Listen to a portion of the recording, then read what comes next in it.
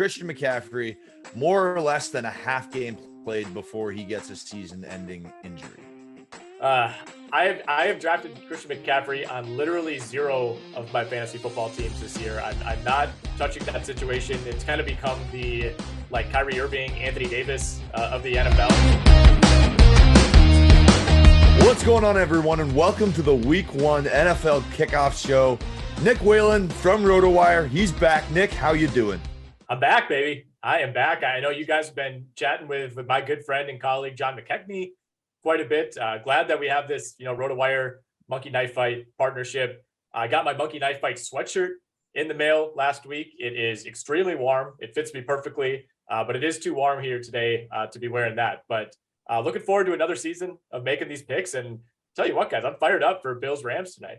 Now, if we get into the Sunday shows, the Sunday games now, we got a little 2-minute drill coming up here. Nick, let's just get it all going here with Joe Burrow, 265.5 yards. Do you like the more or less? I like the more on Joe Burrow. We're jumping right in. I love this. I like the more on Burrow. I'm still kind of debating how I think this game between Cincinnati and Pittsburgh plays out. I think the Steelers are one of those teams where you kind of have to give them the benefit of the doubt, even though they are doing the unthinkable and starting Mitch Trubisky willingly at quarterback in week 1. You kind of trust that they're going to find a way to keep this close. And I think if Pittsburgh's able to score, obviously Cincinnati is going to be able to put up points with them. And I think this is probably the best wide receiver pairing in the NFL between Jamar Chase and T. Higgins. You have a great number 3 in Tyler Boyd. Joe Mixon can catch passes. I think the Bengals hit the ground running. I don't think we see a Super Bowl qualifiers hangover here in week 1. So I love Burrow over 265.5. Yeah, no, and back to just jumping into the show. Yeah, we just did a Thursday night show, so I felt like get right into Sunday. I was feeling it, ready to go.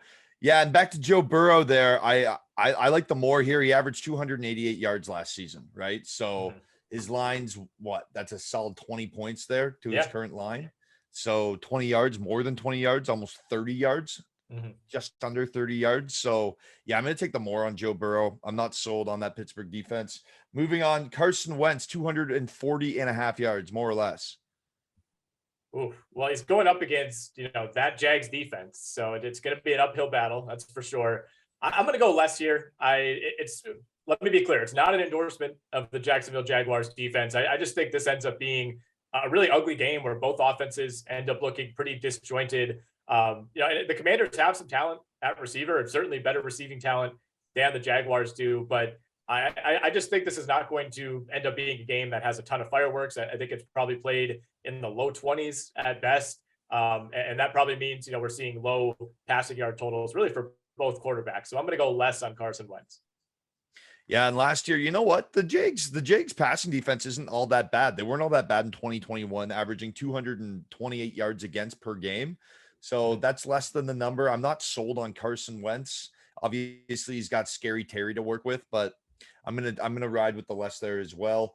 Jamar Chase, 77.5 yards. The Bengals, they got a fun matchup. We just talked about Joe Burrow. I think I got to take the more on that. What do you think, Nick?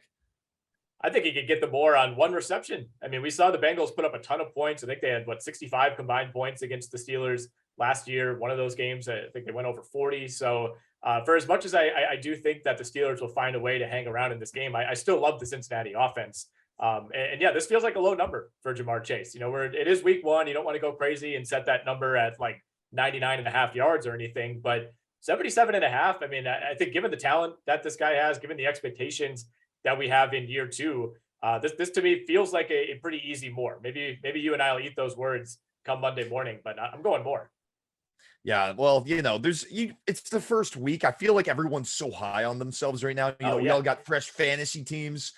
You have no wrong picks in the NFL season yet. Just confidence is just oozing out of everyone. So, yeah, I'm feeling really hot about that. And guess what? If not, we become a meme, and it's hilarious. Moving on up the board, Jonathan Taylor, 96.5 yards. See, that one, he's playing Houston. So, how long is he going to stay in the game? Because he could get that in the first half, but, Matt Ryan, is he going to sling it out? Matt Ryan's got Pittman to play with. I'm going to take the more on that just because of Taylor. The Houston Texans are not, they're not it. They certainly are not. No, they are not. Although they did beat the Jaguars twice last year, so I can only talk so much here.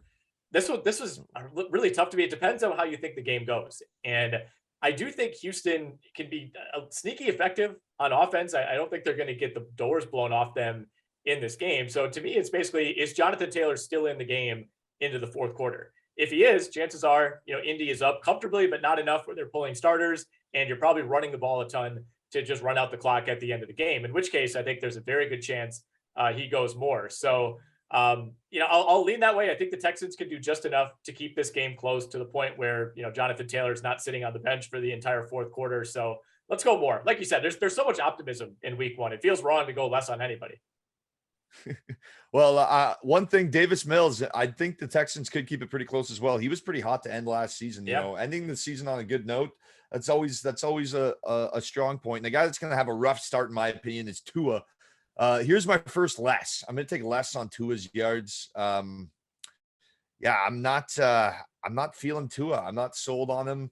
I think he's decently accurate with the football, but his delivery isn't that quick, and he just doesn't have the arm strength. And taking on that Patriots defense, you give Bill Belichick better part of 4 months to scheme. I mean, I'm going to take the less on Tua. Yeah, I don't love the Patriots secondary. That's for sure. I mean, they had some attrition in that secondary. You have some pretty unproven names there. So ordinarily, I would actually say this might be a matchup to target. It's not something you'd often say about the Patriots over the last couple of decades. But I'm with you. I'm not a Tua guy at all. I liked him a lot at Alabama. I haven't liked what I've seen from him whatsoever at the NFL level. And 240.5. It's if he can approach 250 in week one, you're feeling great about that if you're the Dolphins. And he has the receivers to do it. That to me is what scares me. But you also have a new head coach in Mike McDaniel, who is famous for the running game that he helped install in San Francisco. And I think that's how they want to win this game, the Miami Dolphins. So I don't think the goal is to have Tua throw the ball 40 times and get over 250 yards. I think they're fine if he's sitting in the high 100s, 190 to 220, somewhere in there. So I'm going to go less. I'll back you on that one. Yeah, his updated number is now 230.5. So you're, as you said, 220. I'm still feeling the less on that one. Nick Chubb averaged 5.5 yards per carry last season. Yeah, I'm going to take the more on that, man. He gets a Panthers defense that allowed over 110 rush yards per game last year. 75.5 yards for Chubb. Yes, please. Especially with Jacoby Brissett at starting quarterback. Not a knock on Jacoby Brissett, but yeah. This is a no-brainer for me, right? I feel like this number could be 10 yards higher, and then maybe you'd start to think about it. But yeah, I mean, they seem to soured somewhat on Kareem Hunt. Like a month ago, he was asking for a trade, and they basically said, no, you're staying on the team. No, thank you. I think this is a just perfect game for Nick Chubb. The Browns, I think, should win this game. I've already picked them to win this game, on the road at Carolina. And I think if that's going to happen, it's going to be on the ground. I think you don't want Jacoby Brissett throwing the ball more than probably 25 times max in this game, because he can go out there and lose the game for you. And, if you just hand it to Nick Chubb every time, you have a pretty high floor in a matchup against a shaky Panthers defense. So yeah, I don't know if this is going to be an overly efficient game for Nick Chubb. I don't think he gets to like 100 yards on 15 carries, but it could be like 22 carries for 84 yards. And there you go. You have the more. Tyreek Hill's up next. New toy to play with for Tua down in Miami. But, I mean, we just talked about New England's defense. They gave up only 187 passing yards per game last season. I know as you said, there's been some changes, but I'm going to have to take the less on 5.5 receptions. I don't see it. Yeah, it's understandable. This is a really tough one for me because I would probably take the less on whatever his yardage prop is. But even in Kansas City, he was very much feast or famine week to week. You look at week one last year, he had 11 catches for 197 yards in week one against the Browns, and then comes out week two, 3 catches for 14 yards against Baltimore, and then 5 the next week, then 11, then 7, then 9, then back down to 4. And of course, he's working in a much different situation with a much, much worse quarterback in Tua relative to Patrick Mahomes. So, my heart wants to say less, but I think we need a disagreement here. I'm going to go more. I think the Dolphins make a point to get their shiny new toy involved. Maybe to a detriment if they're forcing him the ball, but I think they want to prove, hey, we got this guy, we want to use him. So I'll go more on 5.5. Yeah, well, screen passes. I think the screen passes will be there all day. It's just I don't like to stretching the ball down the field to a guy that's below 6 foot. Yeah. I mean, the question with the screen passes, it's like, you have Tyreek, who's great in that area, but so is Jalen Waddle. So, it's hard to really gauge, where those targets are going to end up. And the final more or less question I have for you, Christian McCaffrey, more or less than a half game played before he gets a season-ending injury.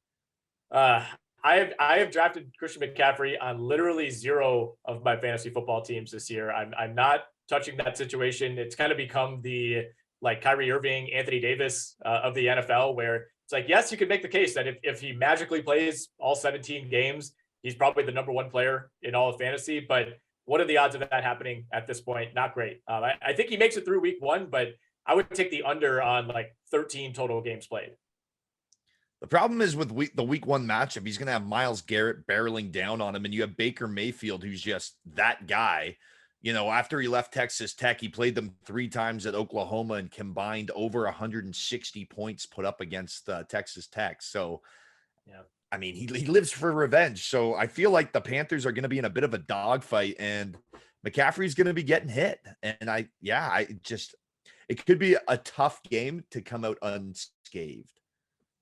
I agree. I mean, I would push back on, the Texas Tech defense versus the Cleveland Browns defense. There might be, some slight discrepancies between those two sides, but nonetheless, your point stands. Moving on to the afternoon slate, some solid games there. You got the Chargers and the Raiders in the divisional showdown. Another one up north with the Packers and the Vikings. And then I think my pick for game of the week, if you like offense, ooh, baby, that KC Cardinals game is going to be absolutely awesome. And let's start it there. Patrick Mahomes opening up. I believe when I was looking and doing my research, he has the highest passing line on MKF at 305 yards. That's now dropped to 290 yards, as you can see on the screen. Mm-hmm. Nick, let's talk 290 yards now, more or less on that. Man, I mean, if this was the Chiefs teams of the last few years, I would say this is an easy more. Right. I mean, I think we do get a shootout type of game here against the Cardinals, who I'm down on the Cardinals this year, but they've also started really fast the last few years under Cliff Kingsbury, and they found ways to beat really good teams early in the season. And of course, Kansas City has more question marks than ever, especially with that passing game and with the receivers. So I'm going to tread lightly here. I'm going to go less. I don't feel great about it, but much like Aaron Rodgers in Green Bay, Patrick Mahomes is dealing with kind of an entirely new stable of receivers and a new structure as far as how he's going to be distributing those throws. And, maybe it leads to a few hiccups early on. So I'll go less. I think I'm gonna ride the more just because I feel the shootout game coming, and I think that even just screen passes to Clyde Edwards-Helaire could really help that number just jump off the page. He still has Travis Kelce.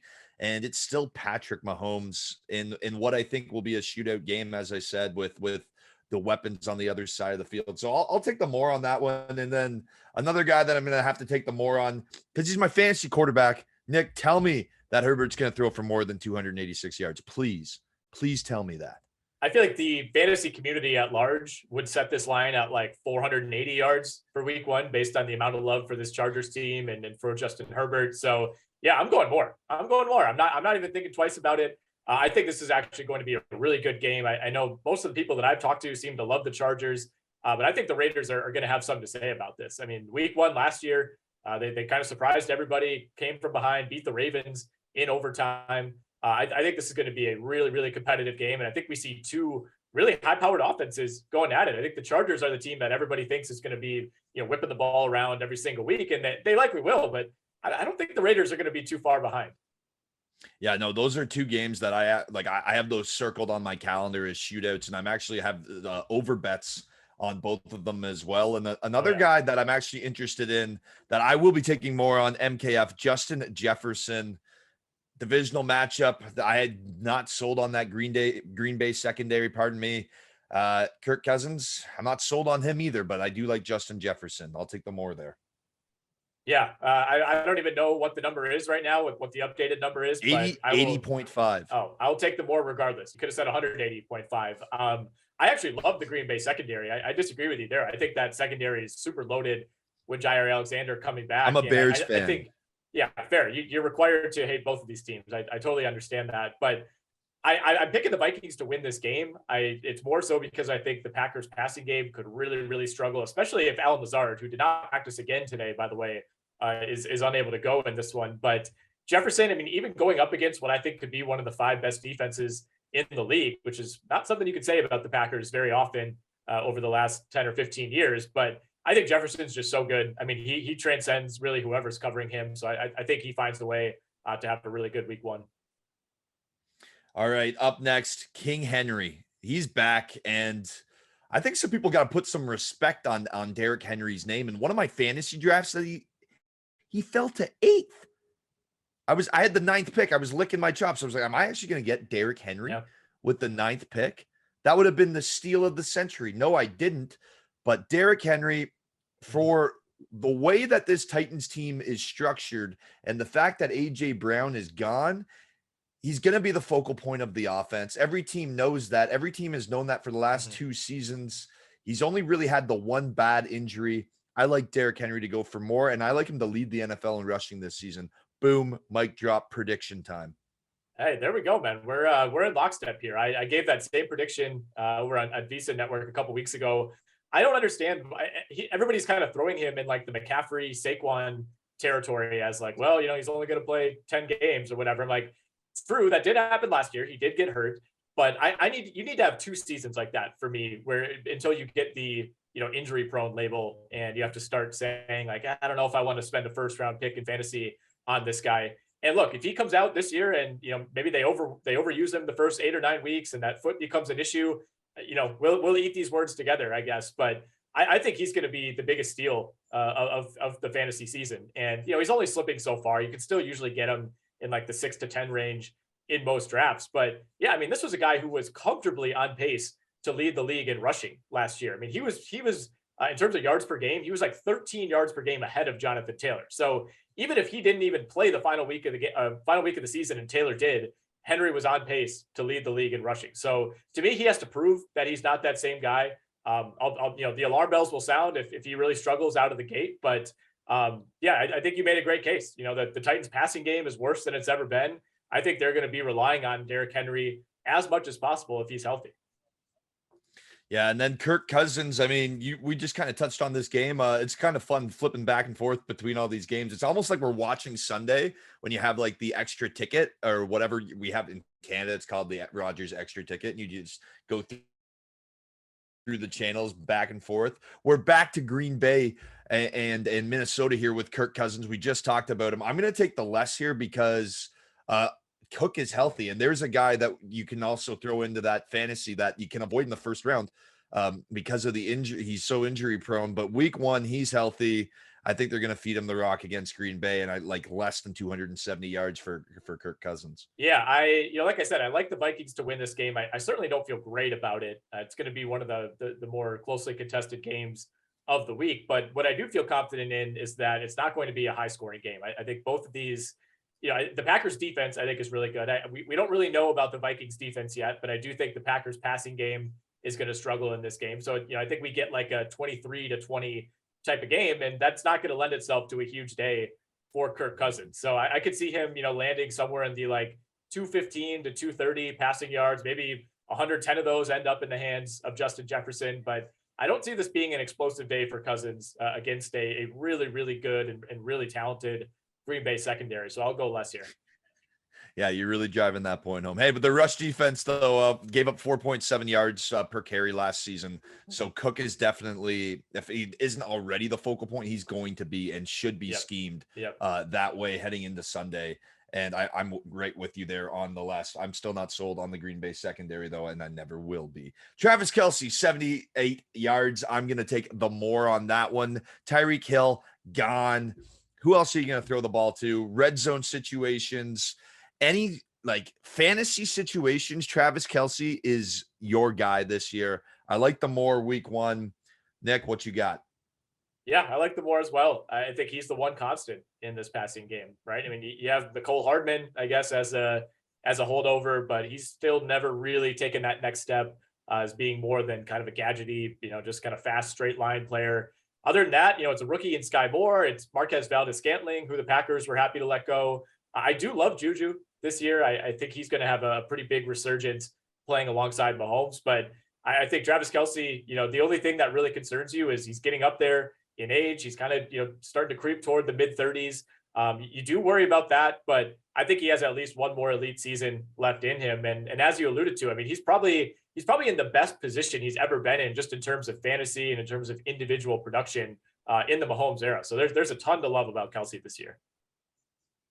More or less on how many TikToks Juju and Jackson Mahomes do on the season. What would you put that number at? On the season? I mean, Jackson Mahomes is usually good for like 2 to 3 TikToks per game. Juju, I'm not quite as familiar with. I know he's been active on that platform. I think, what do we set the line at? Like 11.5? Is that too many? Yeah, I was just gonna say like 7.5 and hammer the over, but I feel like 11.5 is a very comfortable number. Well, it's still gonna take the over because that's the kind of the point of the joke. Yeah, well, you're a sports bettor, and it's so important to shop around. Each book is gonna have a different line on this prop, so you got to make sure you check everywhere. But I would say find the lowest line you can and hammer that over. I bet you there actually is some sort of line out there for that.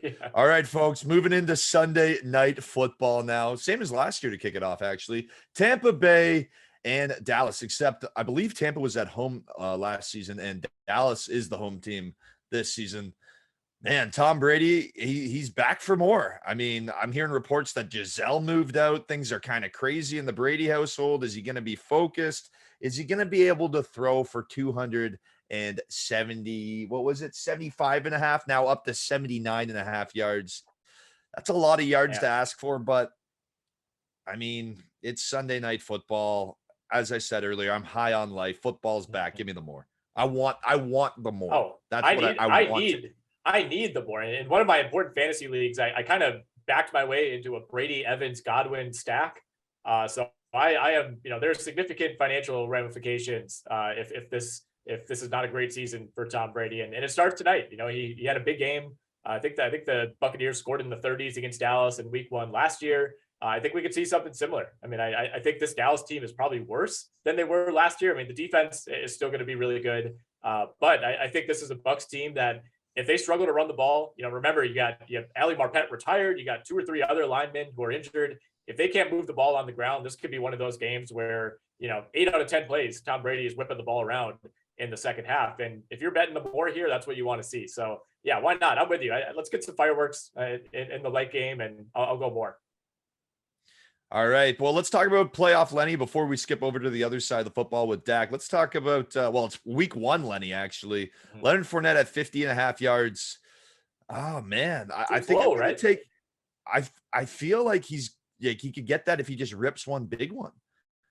I mean, I feel like they could feed, like, I know Richard White's getting a lot of praise right now. I'm seeing his name all over Twitter, but yeah, I'm going to take the more on that one too.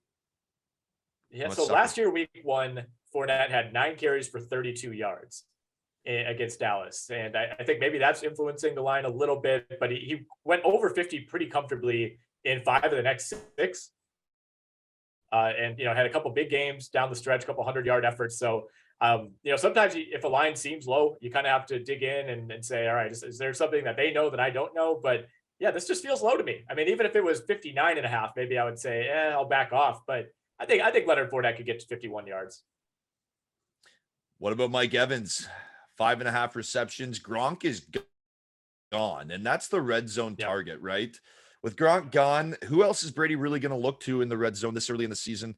I know Julio Jones is there, but don't give me that argument. I like the Moores. Like, I'm riding with the more, and I saw you pointing up. Well, I mean, we just kind of have to be consistent, right? Where it's if we think Brady is going to throw for close to 300 yards in this game, that almost by default means that Mike Evans is going to have a huge game, because we don't know for sure that Chris Godwin is going to play. It seems like he's trending in the right direction coming off of that ACL. Everything has really been positive around that. But even if he plays, I feel pretty good about Mike Evans having a big game. I mean, like you said, no Gronk.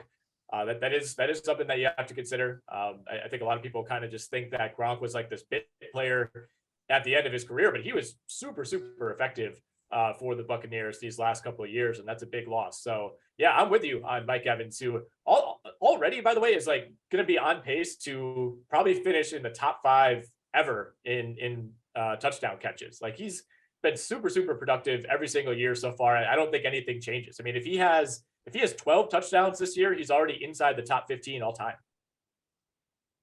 Yeah, I'm excited for Mike Evans this season. I tried to get him on at least one of my fantasy teams, wasn't able to do so. And let's just talk about Chris Godwin because we touched on them, and then we can switch over to the Cowboys for the second half of this little breakdown here. But if he's in the game, don't you feel like this is doable? But is he going to be 100%? And then you have Scotty Miller, and then you also have Russell Gage in the mix.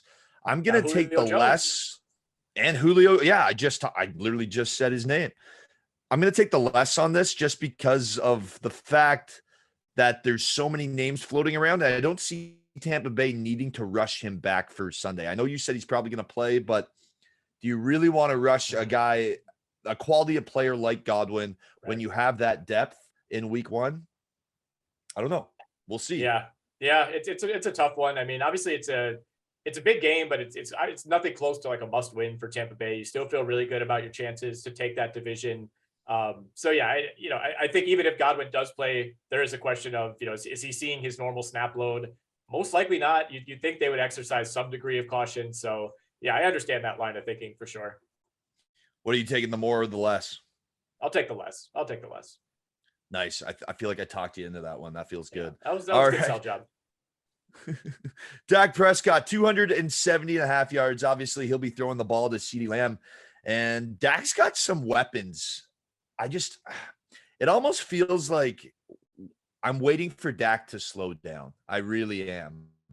But I don't think this is good. I think this is a game where he's going to have to spread the ball out because I'm not sold on Dallas's rush attack against a D line that just added Akeem Hicks and whatnot.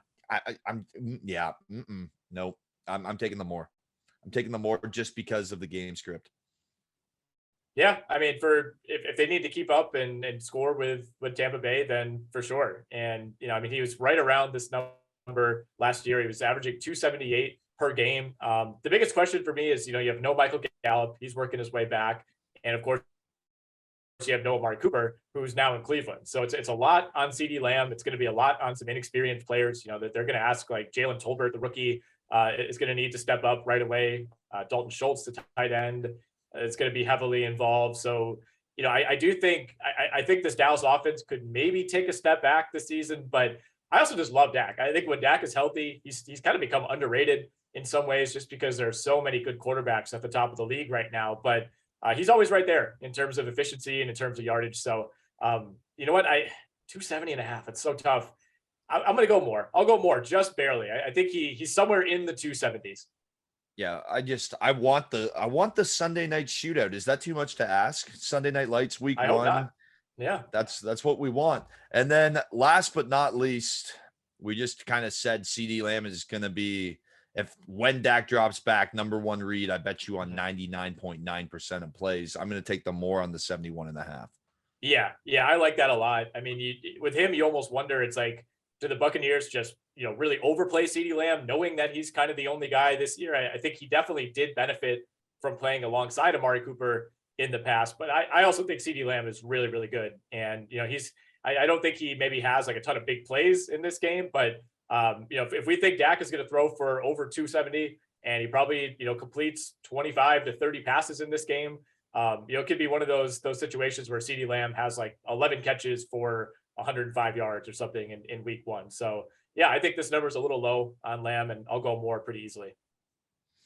Yeah, he had 15 targets in last year's season opener against the Bucs. Now, granted, Dak threw for over 400 yards that game, and that was the shootout that I want to see again. But Amari Cooper's gone, right? And that's a lot of targets. That's over 100 targets shipping up north to Ohio. And who else? As you said, Dalton Schultz. I really like Dalton Schultz. I think he's going to be a huge piece of that Cowboys offense and a huge piece for Dak to check down if the deep coverage is swamped all over Lamb. But yeah, CeeDee Lamb, I'm more on that all day. Who do you think wins Sunday Night Football? I got the Bucks just barely. I wish I could pick them more confidently, but the game is in Dallas, and all the Brady stuff is just a little weird, and we still don't really know what we're going to see out of Chris Godwin. So I will take the Bucks. I think they get it done, but I actually think it probably ends up looking a lot like last year, where Dallas probably should have won that game. They were in control for a lot of it, and the Buccaneers kind of swooped in and stole it at the end. So I think we see a similar result, and I think the Bucks move to 1-0.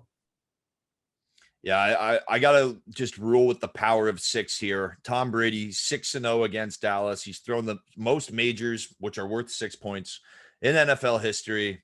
Dallas was, I believe, just 6-6 against the rest of the league last year, and 6-0 against their division. A whole lot of 6s.